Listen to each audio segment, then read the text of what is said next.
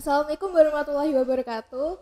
Hai teman-teman, kembali lagi di podcast Suara 8. We can hear your voice. Salam idola, inovatif, disiplin, kolaboratif.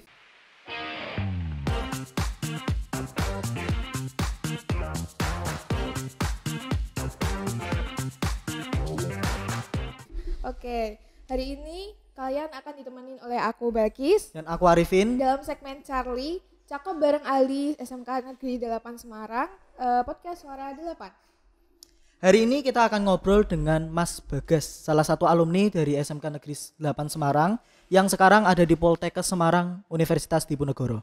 Yaitu dia dari lulusan jurusan RPL.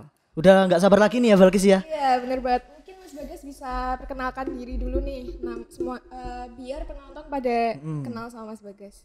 Oke, terima kasih. Assalamualaikum warahmatullahi wabarakatuh. Perkenalkan, nama saya Dimas Bagas Prakoso.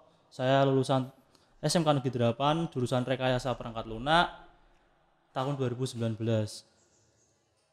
Saya nggak nyangka banget ya bisa dipanggil ke sini sama teman-teman, sama Budian. Ya, saya tuh jujur kaget dipanggil ke sini karena kan ngabarnya kalau nggak salah tuh kemarin Senin kalau nggak salah. Pagi-pagi, dadakan pagi-pagi di WA, Mas Bagas besok ada acara nih podcast, bisa ngisi gak gitu.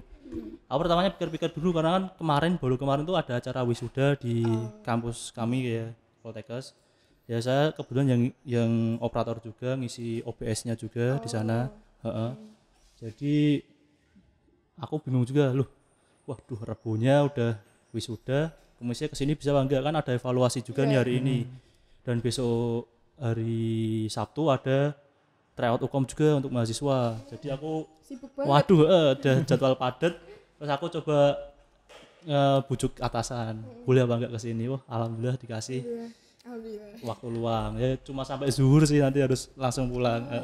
Mas Bagas nih sekarang kan bekerja sebagai staf IT bener ya Mas ya?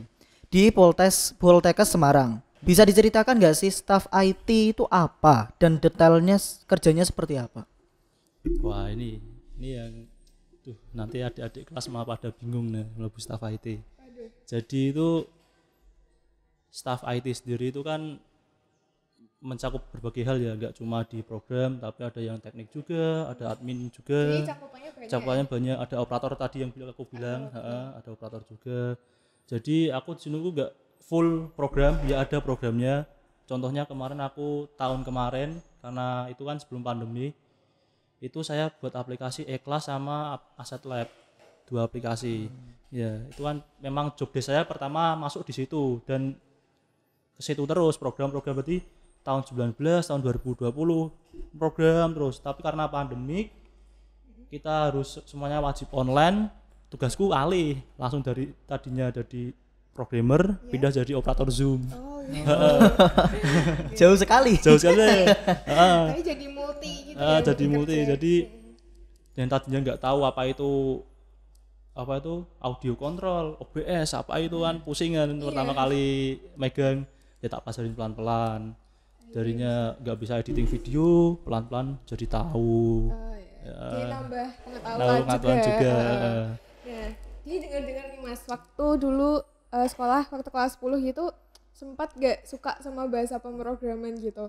Nah, sampai tugasnya itu gak selesai gitu. Nah, itu kok malah sekarang jadi berubah ya kebalikannya, bahkan bekerja di bidang itu, kok bisa Mas ceritain dong perubahannya gitu. Itu tuh dulu karena jujur dapat wali kelas yang alhamdulillah baik, asik.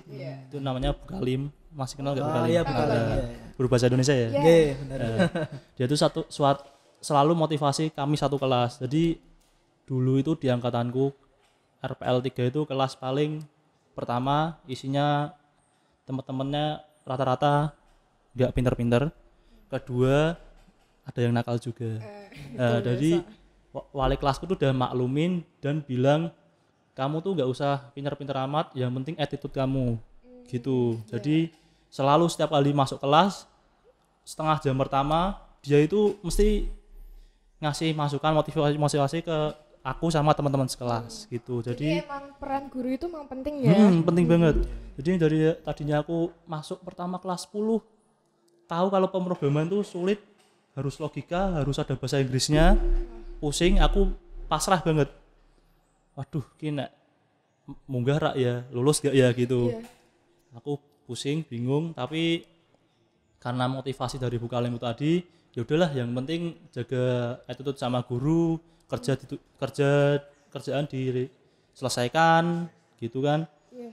Terus lama kelamaan guru juga senang sama kita juga. Iya. Aku tadinya nggak bisa sama sekali pemrograman. Terus satu guru namanya Bu Minar, dia sudah keluar dulu waktu aku kelas 11. Di kelas 10 itu dimotivasi kalau nang program ini gampang, rasa gawe ribet. Wes jika kon gawe A yo gawe A, kon gawe B kon gawe B. Nah, dari situ aku mulai belajar pelan-pelan. Waktu cuma penjumlahan, perkalian pakai pemrograman, pelan-pelan dibimbing sama Bu Minar, salah tanya. Nah, dari situ aku mulai bisa logikanya, alurnya mulai bisa paham. Dan di kelas 11-nya nggak tahu kenapa aku diikutkan expo lah. Dari situ bakatku mulai ada muncul gitu. Oh ya Mas, ini kan menurut cerita nih Mas Bagas dulu kan pernah membuat aplikasi e-gamelan, bener? Bener, Oh, iya. e-gamelan itu kan bisa diceritain tuh Mas, apa sih keistimewaannya dan kegunaannya bukan produk unggulan RPL pada waktu itu? Keunggulan ya. Kan dulu kan expo ya, termasuknya juga dadaan juga, pilihan anggotanya juga. Jadi di kelas itu waktu itu aku ingat di lab samping sini, lab RPL berapa ini agak lupa. Di lab situ tiba-tiba tuh Budian masuk, ada pengumuman bagi murid-murid yang dipanggil silahkan nanti ke ruang guru. Nah, kan nggak tahu nih panggil apa, kaget. Termasuk namaku dipanggil, loh iki apa kan gitu Waktu kan. itu berapa orang Mas? Waktu itu kelasku kalau nggak salah ada 2, terus RPL lainnya ada 1, 3 orang. Kelasku aku sama Punto dulu ada 2 orang. Di situ tuh lu kok dipanggil tuh buat apa gitu. Masuk pas turun panggil Budian briefing. Bagas nanti ikut expo tahun ini ya guys. Expo tuh apa, aku tangan Itu belum tahu. Iya. Walah, gue gawe aplikasi tuh aku dikenal kan Budian bilang gitu. Oh gitu ya Bu, lah aplikasi apa Bu? Kan duluan aku kelas 11 tuh jujur belum ada basic Android, belum ada basic buat aplikasi kan. Ya udah sembarang aplikasi apa, penting iso mlaku lah, iso jalan lah. Terus aku sama teman-teman tuh diskusi dulu, enaknya aplikasi apa ya. Ketoke sing saiki ngetren kan musik-musik to, ya aplikasi musik. Tapi sing ono budayane ngono kan, ada teman gitu. Oh iya, akhirnya pertama tuh mau gamelan full gamelan. Jadi ada kenong, ada kendang dan kawan-kawannya itu. Karena cuma berjalannya waktu dan ada masukan sama guru-guru juga, jadinya bukan gamelan tapi perkusi. Jadi ada galon, ada kecerekan, ada parutan keju gitu. juga, jadi lengkap malahan. Jadi itu cara kerjanya itu gimana aplikasi itu? Aplikasinya kan ya kayak aplikasi kayak drum biasa itu dipukul bunyi gitu. Iya. Kayak apa namanya, simulasi musik gitu. Simulasi musik bener. Jadi aplikasi dibuat tuh tanpa ada basic Android. Jadi aku sama teman tuh pure murni belajar dari Google. Berarti itu memang belajar dari nol itu Mas? Dari nol. Jadi modalnya modal semangat aja. Modal semangat aja. Iya, Cuma sama Budian tuh bilang, udah kamu belajarin Android juga nih juga ilmu baru. Bilangnya gitu. Oh ya udah Bu, nggak apa-apa Bu, tak pelajarin pelan-pelan. Budian juga ngasih website beberapa kayak misalnya Oke Droid dan cari-cari di Google juga. Akhirnya tak pelajarin pelan-pelan, bisa. Malah setelah expo tuh nggak sadar malah ilmuku itu tiba-tiba masuk sendiri dan malah suruh ngajar di kelas teman sendiri. Kan malah Budian sendiri tuh bilang, udah guys kelas Android kamu aja yang megang di kelasmu gitu. Beneran Bu? Nggak apa-apa? Iya nggak apa-apa, malah aku aja belum paham Android gitu, malah aku waduh yaudah nggak apa-apa gitu. Iya, dan itu proses pembuatan gamelannya itu butuh berapa lama itu Mas Bagas? Itu kemarin tuh berarti 1, 2 ya 3 bulan. Itu maksudnya cepat atau biasa atau? Termasuknya cepat karena kita kan basicnya Android gak punya sama sekali. Iya. Jadi kalau dari nol kan beneran nggak tahu, tok 3 bulan harus bisa. Itu termasuknya cepat. jadi keren sih bisa bikin cuma modal kayak gitu. Oke. Nah, gimana sejarahnya Mas Bagas kok bisa dapat pekerjaan yang sesuai bidangnya itu? Oh ini kan dulu kan ini sebelum lulus sih, belum malah sebelum ujian. Jadi tuh kan murid-murid banyak yang termasuk murid-murid yang apa itu ada kompetensi itu dipanggil ke ruang guru. Kira ada 12 sampai 15 orang. Itu tuh mereka dipanggil untuk ada beberapa tawaran. Jadi ada dulu tuh ada magang di Suara Merdeka. Jadi magang lagi bersama beberapa bulan ada yang di situ. Terus ada pilihan ke Java Valley itu software engine apa itu software house. Terus ada di Wahana juga sama itu seperti software house juga. Terakhir di Poltekkes itu dadakan. Jadi aku sudah daftar dulu di Java Valley dan tinggal wawancara waktu itu. Tiba-tiba sama Budian itu ditawarin lagi, "Gas, iya Bu ada apa? Ini ada lowongan dari Poltekkes jadi staf IT-nya di sana. Ini yang bawa Pak Abu dari Dinustek. Kan kebetulan kan Poltekkes kerjasamanya dengan Dinustek juga. Yang dulu kesini Mas Isa tahu nggak? Nggak tahu. Oh itu dia juga lulusan sini juga. Mas Isa dia kerjanya di Dinustek.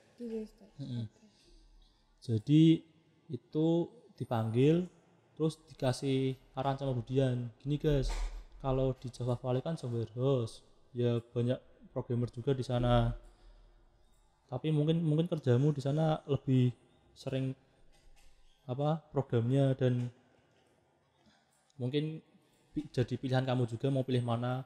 Kalau saya kan diberi saran pilih kampus lebih bagus lah kan pertama apa pemerintahan ya dari universitas ya. Jadi aku tak pikir-pikir lagi pulang sebelum dipanggil wawancara ke Java Valley, ya udahlah tak ajuin juga surat lamaran ke Poltekkes. Ngajuin ke Poltekkes, tak ajuin sama temanku ada 3 orang, aku, Iqbal, sama Dawam. Itu ada tes wawancara sama tes psikotes. Yang psikotes pertama teman-temanku sama aku oke semua, lancar. Tapi pas wawancara itu cuma 2 orang yang diterima, aku sama Iqbal. 2 orang dari berapa orang? Dari 3. Oh, dari 3. Terus yang nasibnya yang Java itu tadi gimana Mas? Yang Java Valley ya udah wawancara nggak tak datang lah, tak tinggal gitu. Jadinya milih yang Poltekkes Ya, ya? milih yang Poltekkes. Berarti ini dari SMK ini berarti langsung kerja atau bagaimana Mas? Langsung kerja. Gitu. Jadi aku malah itu belum ada ujian nasional loh, itu belum ujian sekolah juga. Jadi udah ngajuin surat lamaran sama kan karena belum ada ijazah kita ngajuinnya nilai rapot. Jadi udah ngajuin sana wawancara diterima nunggu lulus aja. Oh bisa ya tanpa ijazah. Ini kan Mas kan dari kelas 10 belajar pemrograman, ngomongnya udah pernah gak menyelesaikan tugas dan lain sebagainya. Terus akhirnya malah sekarang jadi staf IT. Nah itu dulu gimana sih cara belajarnya dalam pemrograman itu bagaimana? Apa saja yang dilakukan gitu Mas? Oh apa aja? Ya, itu tuh yang tadi tak jelasin sama Bu Minar itu tadi. Cuma logika matematika pelan-pelan gitu kayak buat apa itu perkalian, pertambahan, modulus dari program dulu tuh pakainya JavaScript itu masih dasar banget. Pakai JavaScript pelan-pelan, logika matematika sudah lancar, langsung buat website minimalis kayak apa tuh Allshop gitu. Kalau itu Allshopnya tak terapin ke waktu magang. Dulu aku magang di Indosat Uredo. Itu kan karena dari sana nggak ada perintah untuk membuat website, tapi kita dari sekolah diminta untuk membuat satu karya dan ada laporan juga dari karya tersebut. Jadi mau nggak mau aku membuat website apa ini gitu ya. Aku juga bingung karena nggak ada yang masukan apa-apa, tapi temanku nyeletuk wis to gawe Tokopedia we to ngono. Nek ngomong gitu kan tak aja gitu. Tokopedia ra gampang kan gitu. Terus aku buka referensi, tak cek satu-satu Allshop. Kayaknya ya ketoknya gampang aku bilang gitu. Oh ketoknya gampang ya. Bisa gaya alon-alon gitu. Terus sama teman selama 3 bulan buat pelan-pelan, aku di bagian web design, temanku yang satunya itu bagian database, terus yang satunya bagian back end-nya. Jadi aku front end, back end-nya kakak kelas Mas Baskoro, terus database-nya Punto. Kalau front end-nya tuh pakai bahasa apa aja Mas? Front end kan berarti JavaScript, CSS, HTML. HTML kan udah dasar Ya, basicnya. udah dasar. Udah itu sih. Terus Terus kalau selama Mas Bagas menggeluti pekerjaan itu sebagai staf IT itu apa suka dukanya atau ada nggak kejadian yang paling berkesan bagi Mas Bagas gitu? Suka dukanya ya wah mah diceritain malah banyak dukanya. Ya kayaknya bukan cuma saya ya, programmer di luar sana itu programmer banyak dukanya juga. Oh gitu. Dukanya tuh apa nih Mas? Nggak paham atau apa ini? Error. Itu bikin stres Itu ya, bikin Pak? stres itu. Jadi error yang paling menakutkan tuh error 500. Aduh. Cuma 500 internal error. Ini errornya di mana nggak tahu gitu. Jadi nggak ada kejelasannya errornya Ini di harus apa. teliti juga ya, Harus kan? teliti satu-satu. Itu pusing sih. Jujur. Terus kalau yang momen yang paling berkesan itu apaan? Momen paling berkesan malah bukan pas jadi programmer ya malahan ya. Malah pas ya diajak keluar sih dinas luar. Enaknya di Poltekkes tuh itu karena dia instansi negeri sering dinas luar. Sering keluar juga. Jadi malah yang berkesan tuh malah yang dinas luar gitu loh. Jadi sekalian traveling gitu. Ya, sekalian traveling. Bener, sekalian makan di sana, wisata di sana gitu. Enak. Dinas keluar itu ngapain? Maksudnya? Misalkan ada rapat atau ada membantu kesiapan apa gitu Kak. Kemarin tuh ada akreditasi program studi di Magelang, itu kan juga bantu ke sana, nyiapin alatnya di sana. Jadi ya Jalan-jalan. ya ada jalan-jalannya juga. Oke. Kan ngomong jalan-jalan nih Mas. Ya, apalagi sekarang pandemi. Ya, itu ada nggak sih Mas dampak paling benar-benar bisa berdampak dari pekerjaannya Mas tuh apa? Jalan-jalan dan pandemi berdampak. Oke. Kalau pandemi sendiri yang berdampak yang Zoom tadi, tapi kalau jalan-jalan beneran aku masih bebas gitu, nggak ada nggak masalah gitu. Jadi selama pandemi itu aku keluar kemana-mana, jujur malah lebih sering keluar malahan. Dan apa? Selama belajar bahasa pemrograman tuh ada nggak sih pengaruh bahwa ibu guru ada lah ya pasti ya? Oh pasti ya. Pasti ada. Dan apa namanya? Pengaruhnya itu berupa apa? Maksudnya yang bisa memotivasi Mas Bagas pada saat itu tuh gimana? Ya cuma pengaruh semangat mereka aja sih. Semangat Masa mereka. gurunya aja yang ngajar semangat, muridnya letoy gitu loh. Gak boleh ya? Nggak boleh loh. Aku cuma terinspirasi dari mereka tuh, semangat mereka. Budian, Bu Minar, Bu Kalim, Pak Apalagi Agung. gurunya asik ya, Nah, Mas gurunya ya? asik enak. Aku ingat tuh ya asik tuh Budian, Bu Kalim, Bu Minar itu asik gurunya. Ini terakhir nih Mas ya, bagi pendengar semuanya mungkin juga anak RPL ya. Itu tips para pendengar tuh gimana? Cara belajar jaringan dan sysadmin, tapi bingung mau mulai dari mana gitu loh. Tipsnya tuh bagaimana? Menjelaskan. Tipsnya ya belajarnya dari dasar dulu, jangan langsung muluk-muluk beneran. Dan kalau pemrograman itu belajarnya satu-satu. Kalau misalkan kamu fokus web, ya udah web aja. Jangan ngambil lainnya. Kamu nggak bisa fokus ke lainnya. Misalkan udah fokus ke front end misalnya, bagian JavaScript-nya sama CSS-nya, tampilannya gitu loh. Kamu fokus front end aja, jangan ambil ya back end penting buat pengetahuan, tapi kuasai dulu front end kamu itu. Dan jangan malas juga. Jangan malas belajar juga, ya. bener. Berarti intinya bertahap ya Mas ya? Iya bertahap, bener. Kita udah banyak banget nih ngobrol sama Mas Bagas. Ya semoga apa yang disampaikan Mas Bagas hari ini semoga bisa menginspirasi kita dan bisa menghibur kita sekalian, dan mohon maaf apabila ada salah kata yang dapat menyinggung. Nah, ini juga terima kasih kepada Mas Bagas yang sudah hadir di podcast 8. Makasih, Mas. Ya di SMK Negeri 8 tentunya juga. Mas di sini kita punya sebuah slogan dari SMK 8 yaitu SMK 8 Idola. Inovatif, disiplin, kolaboratif. Nanti bareng ya Mas ya. Ya, oke. Terus pantengin terus podcast Suara 8 karena kami bakal ngasih konten-konten yang menarik dan menghibur pastinya. Oke. Tetap semangat, tetap patuhi protokol kesehatan dan salam idola. Inovatif, disiplin, Kolaboratif. kolaboratif. Bye bye. Assalamualaikum warahmatullahi wabarakatuh.